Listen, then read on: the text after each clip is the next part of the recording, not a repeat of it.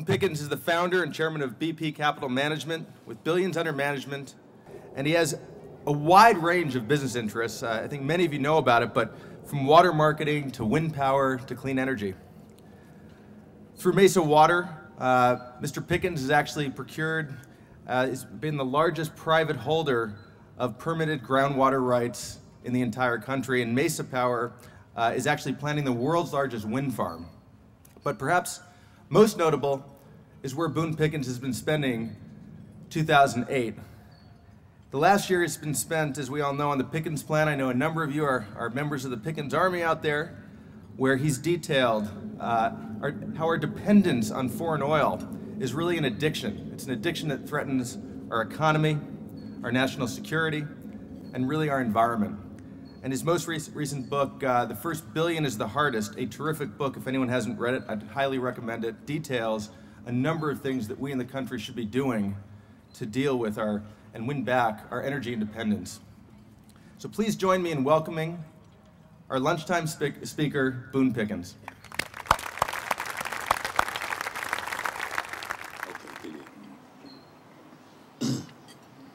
Can you hear me okay?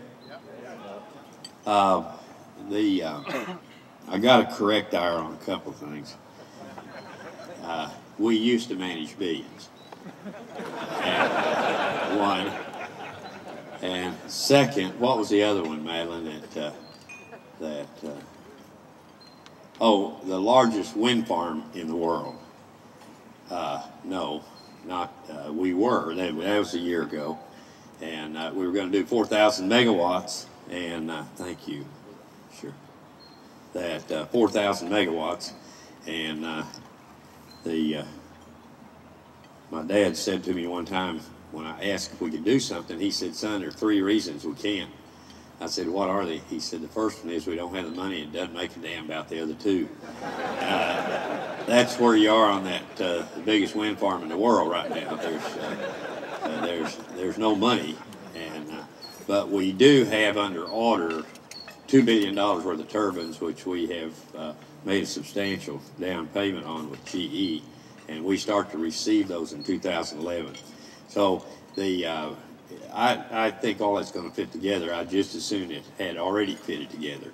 So, but that didn't work out. So we'll see what happens here in the next 2 or 3 years. The way I got strung out on this is that back in 1970, well, Richard Nixon made some remarks about importing oil. And he said by the end of the decade of the 70s, we would not import any more oil from anywhere. Well, at that point, we were importing 24%. And at the end of the 70s, we were importing 28%. So he missed on that.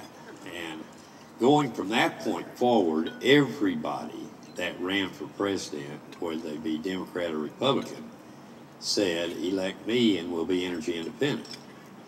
Now, I had 2 that I advised that ran for president. Neither one of them won. But one, Bob Dole, 1996, and Dole wanted me, of course, to raise money for him, wanted me to be chairman in Texas. I said, "I'll do it," but I said, "I got to be the energy expert, because before you," I was assuming we were going to win 2 terms. Wrong. I said, "Before you get out of office," I said that in the early, my prediction then was 2002, that 2002 was going to look like 2008 did. So you remember 8. I thought that would happen earlier. And so he said, okay, and we went along 2 or 3 months, me raising money, and us never mentioning energy. So we had some time that we were sitting there talking. I said, "Let's talk about energy a little bit." He said, "Okay, go ahead." So I did. I talked about energy and for 30 minutes, uninterrupted. And he said, "Now I'm going to tell you something about politics." I said, "Okay, I'd like to hear." And he said, "You see that sleeping dog over there?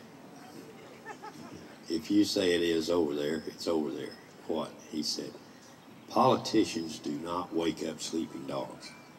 And energy is a sleeping dog. And Bill Clinton is not going to wake that dog up, and I'm not either.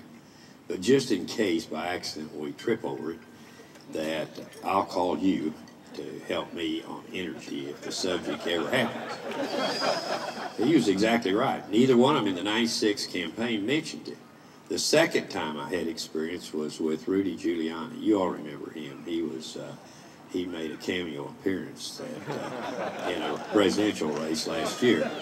But I signed on with him in '07 and told him, I said, I promise you before the election of '08, we will be up to here with energy problems. And he said, fine, you're just the guy I want to talk to. And we went through month after month, and finally we had a 5-minute conversation on energy. And I said, Rudy, let me tell you, do not get up in front of any crowd and say we're going to be energy independent if we elect you. Got it, I got it. Well, it was 2 weeks. He forgot what we agreed to do. But he then started to say we would be energy independent. I finally got him to say, let's just say secure. Say we'll be energy secure. And I said, I don't know for sure what that means. Other than secure, I know what it means, but I don't know how much we're going to have to do before I feel secure about energy. So anyway, as this whole thing has progressed, if there's one thing that I have done, this cost me about $58 million. So one thing is that I have gotten the media, the press, and all, that they are going to ask President Obama about his statements about energy. Now, one of them, remember this, and some of you probably already remember, but he has said now several times, in 10 years we will not import oil from the Mideast. That's a big statement. And because of the almost 70% that we import today, about 53% of the 70% comes from the Mideast and Africa, both unstable areas and not, they're not. It grades from not friendly to hating us is where that oil is coming from. And it's incredible that we have drifted off into this never land of believing somehow that we have oil. And of the 85 million barrels a day that is produced, we're using 25% of that. We use 21 million barrels with 4% of the population. And we only have 3% of the reserves. And you say, oh, we got more than that. No, we don't. We have 3% of the reserves, and we operate and have for 40 years. And of course, we peaked on oil in the United States in 1970 at 10 million barrels. We're now down that we produce 5 million barrels. And we operate like we have oil. And, you know, when you look around, other countries don't have oil. Of course, the Japanese have none. But you look at France, they don't have any either. But what did France do on power? They picked up on our idea of nuclear, and they went 80% nuclear.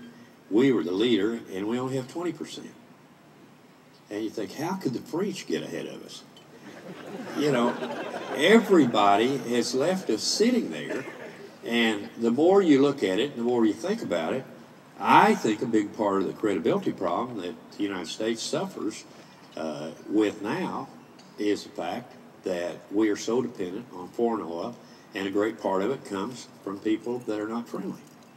We're paying for both sides of the war. I don't think there's any question in my mind about that.